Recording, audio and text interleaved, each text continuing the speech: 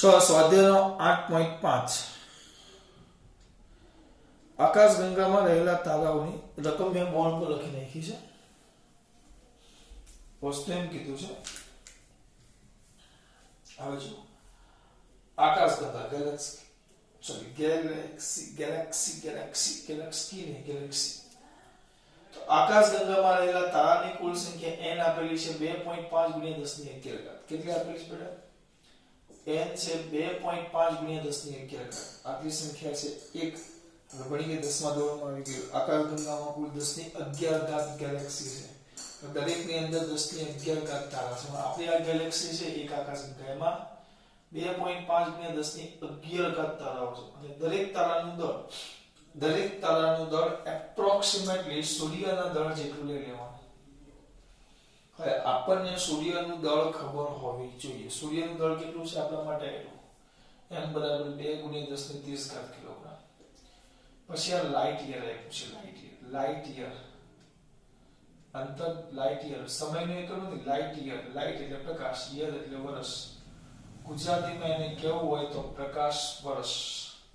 એટલે કે પ્રકાશે એક વર્ષમાં કાપેલું અંતર. કોણે? પ્રકાશે એક વર્ષમાં કાપેલું અંતર જેને લાઇટ યર કહેવાય. કોણે બેટા? પ્રકાશે કયા વર્ષમાં? એક વર્ષમાં શું કરેલું? કાપેલું અંતર, લાઇટ યર. 4.46 × 10 ની 15 ઘાત મીટર અથવા 12 ઘાત કિલોમીટર. આપણે કિલોમીટરમાં યાદ રાખેલું છે. આ શોધવું હોય તો ખાલી ઉદાહરણ ખાલી સમજો. એમ તો બીજા ચેપ્ટરમાં સાબિત કરેલું છે, જોઈ લેવાનું. કહી દઉં, પ્રકાશ 1 સેકન્ડમાં 3 × 10 ની 8 ઘાત મીટર અંતર કાપે.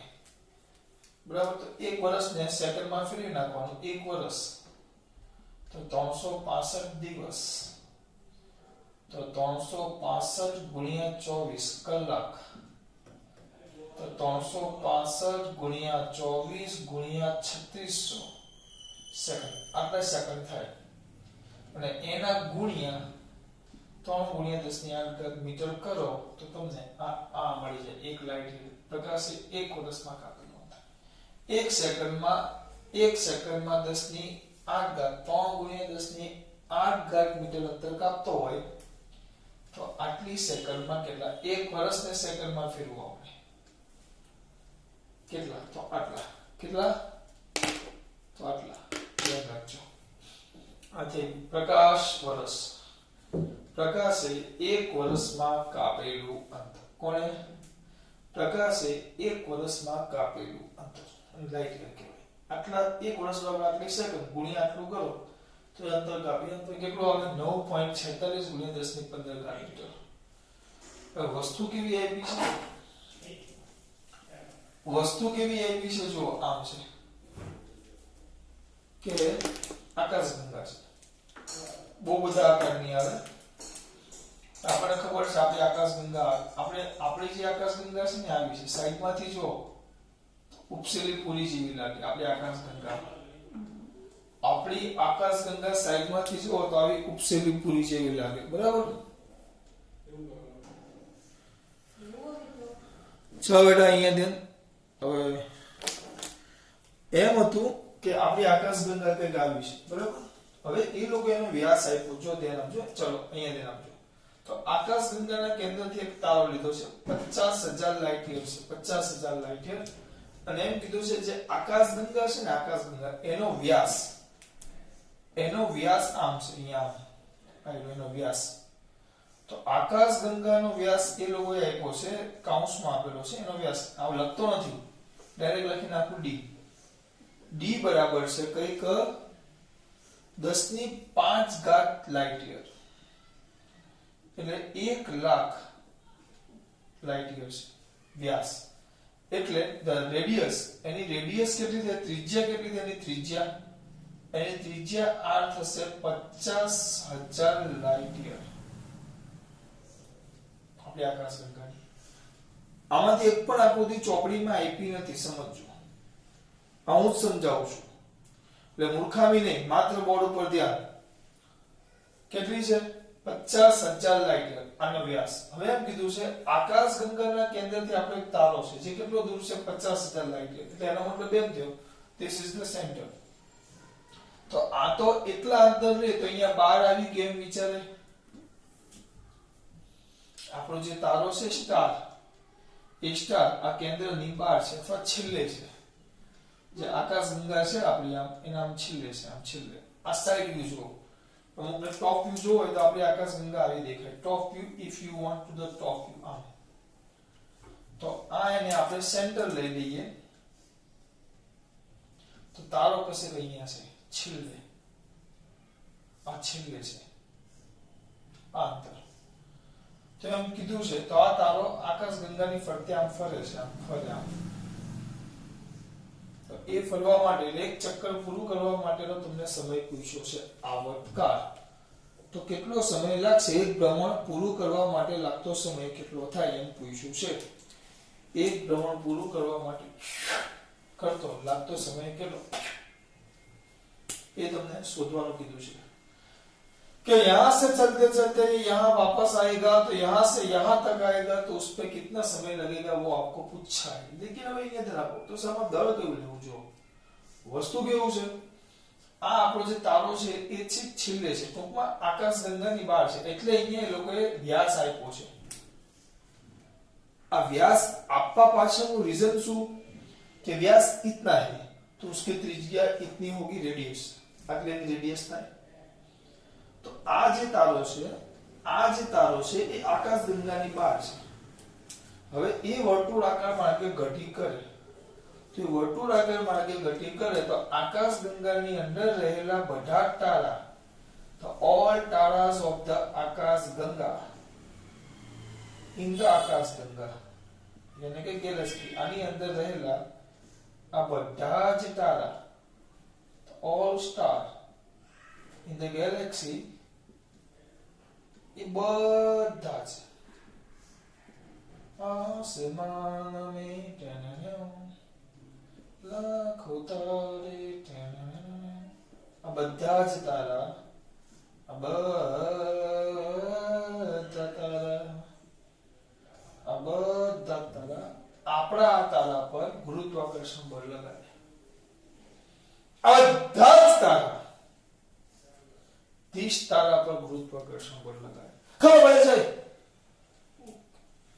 આ બધા તારા આ તારા પર ગુરુત્વાકર્ષણ બળ લગાડે. જો આ તમારી હેરાન કરવા એવા કાઈ કરતી હતી હવાની ખાઈ ખાઈ. આ બધા તારા આના પર બળ લગાડે. ખરેખર જોવા જાવ તો આના પર લાગતું ગુરુત્વાકર્ષણ બળ લખો તો એક તારો નહીં પણ આકાશગંગાના બધા તારા જો લખેલું છે આકાશગંગામાં, કારણ કે આ તારો આપણો આકાશગંગાની બહાર છે એટલે છેવાડે છે. એટલે આની અંદર જેટલા પણ તારા હશે ઓલ તારા એ આના પર બળ લગાડશે. એટલે આપણા માટે આ બધું જ દળ ધ્યાનમાં લેવું પડે. તો એના માટે જો તમને એક મસ્ત વસ્તુ કહું, આ બધા તારાને આપણે એક સિમ્પલી વિચાર લઈએ તો આમ ગણી લેવાનું કે મોટો તારો છે, એકદમ મોટો star.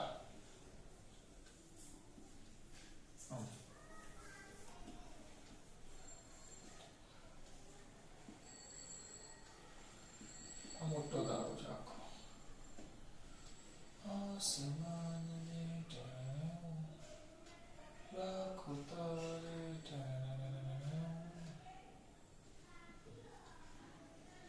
twinkle twinkle little star, how I wonder what you are.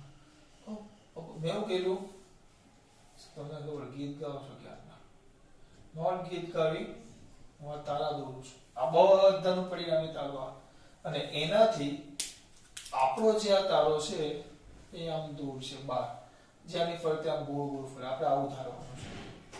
આકાશગંગાને એક મોટા તારા તરીકે ધારવાનું. બધા તારાનું દળ અહીંયા જાણે એક કેન્દ્રમાં છે. આપણે આ રીતે દાખલો કરવાનો છે.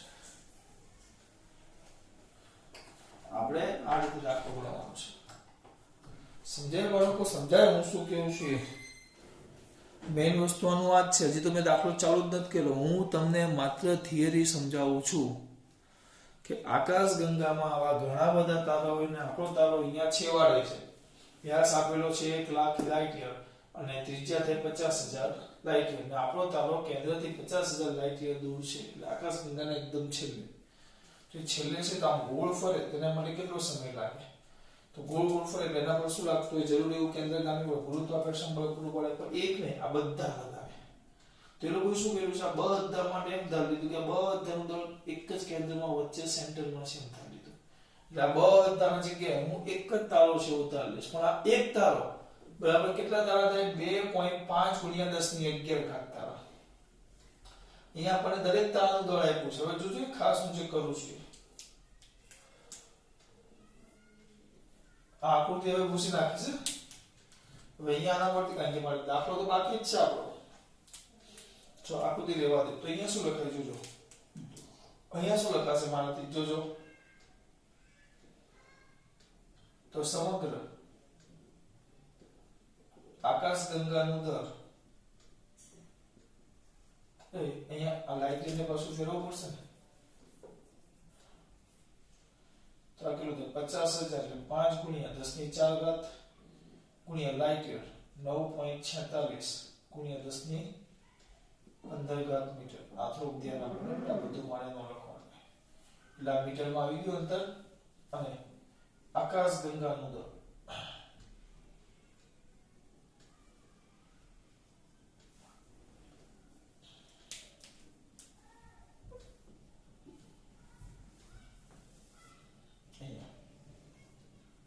અહીંયા લખું છું અહીંયાથી અહીંયા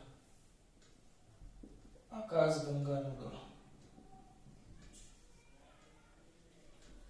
એનો કુલ એમ કહી દઉં કુલ એમ એટલે હવે આ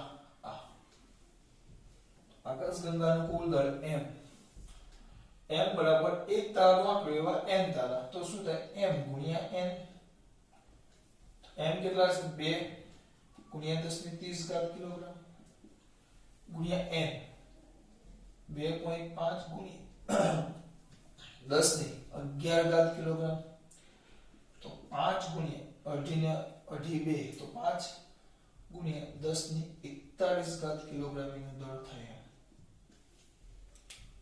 આ ભૂલ ન થાય જેમ છે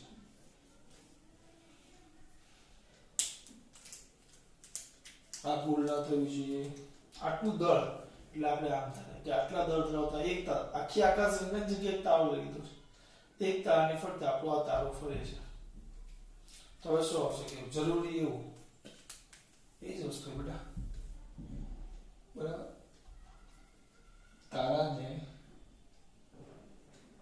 વર્તુળાકાર માર્ગે ફરવા માટે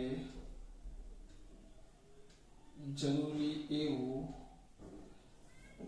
કેન્દ્રગામી બળ તારાને વર્તુળાકાર માર્ગે ફરવા માટે જરૂરી એવું કેન્દ્રગામી બળ એ આકાશગંગાનું ગુરુત્વાકર્ષણ બળ પૂરું પાડે તો ગુરુત્વાકર્ષણ બળ બરાબર કેન્દ્રગામી બળ તો ગુરુત્વાકર્ષણ બળ એટલે આ g હવે આપણા માટે આ m અને આ તારાનું દળ તો આપણને આપ્યું નથી પણ એની જરૂર નથી લખવું તો પડશે ને અહીંયા લખીએ ચલો ધારો કે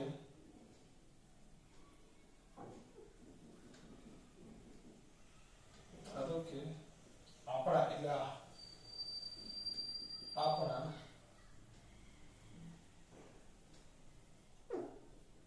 આપણા તારાનું દર m દેશ છે કેટલું છે m દેશ એટલે આ જે તારો 12 ફરે છે ને 12 m દેશ તમે આ ન લખો તો કોઈ આકૃતિ કાઢ નાખો દાખલા કઈ થતી એટલે એકનું દળ તો કુલ દળ શોધી કાઢો પણ કેમ આપણે આ કુલ દળ શોધ્યું કેમ આકાશગંગાને તારા તરીકે ગણ્યો રીઝન આ કે આપણો આ જે તારો છે આકાશગંગાની બહાર છે એટલે એના પર બધા જ ગુરુત્વાકર્ષણ બળ લગાડે એટલે મેં એવું ધારી લીધું કે આ બધા તારાની જગ્યાએ એક મોટો તારો છે એટલે આકાશગંગાનું દળ જેના કેન્દ્ર પર છે આ રીતે શોધ્યું g m m ગુરુત્વાકર્ષણ બળ m દેશ બાય r તરીકે તેની ત્રિજ્યા થાય by r is equal to કેન્દ્રગામી બળ m ડેશ જે ફરતો હોય આનું દળ m છે m ડેશ છે અને r છે m v square by r બરાબર m v square by r sorry ગુરુત્વાકર્ષણ બળ તો by g m1 m2 by r square તો r square g m1 m2 by r square આવી ગયું જેવું એને ઉડાડો m dash એક r ઉડી ગયો વળી આપણે એવું ભણી ગયા કે ઝડપ રેખીય ઝડપ v બરાબર કાપેલું અંતર 2πr બાય આવર્તકાળ t આવર્તકાળ t સમય લો ઝડપ બરાબર કાપેલું અંતર કેટલું કાપેલું ગોળ ચક્કર મળે નહીં આવે તો અંતર કેટલું થાય પરિઘ જેટલું અને સમય એક ચક્કર તો એક ચક્કર માટે લાગતો સમય તેને આવર્તકાળ શું કહેવાશે t આ 2πr અને આ t તો t આવ્યો t માટે હવે સૂત્રમાં લખો ચલો માટે g m આપણે આગળ સાબિત થઈ ગયું છે by r is equal to m હવે વિદેશના જગ્યાએ 4 pi square r square by t square આવર્તકાળ શોધવાનું છે આપણે તો t square is equal to 4 pi square by gm 4 pi square by gm into r cube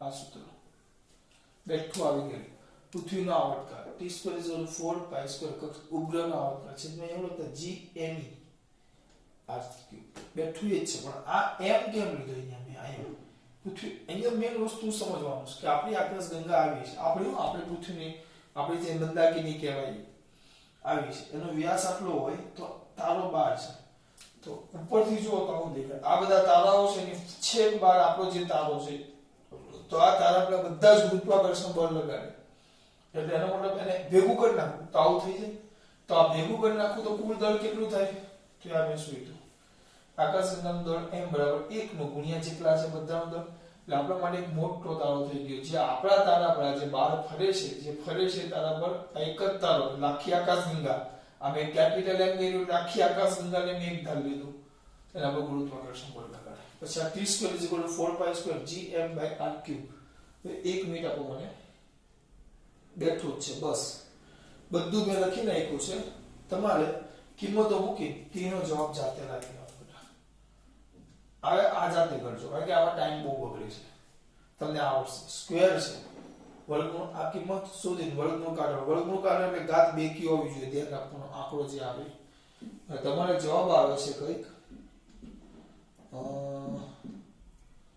પાછું થોડું મગજમારી થઈ ગઈ છે 1 જવાબ આવો આવે છે 111.86 કરતો નથી જાતે કરજો બેટા 86 ગુણ્યા 10⁻14 સેકન્ડ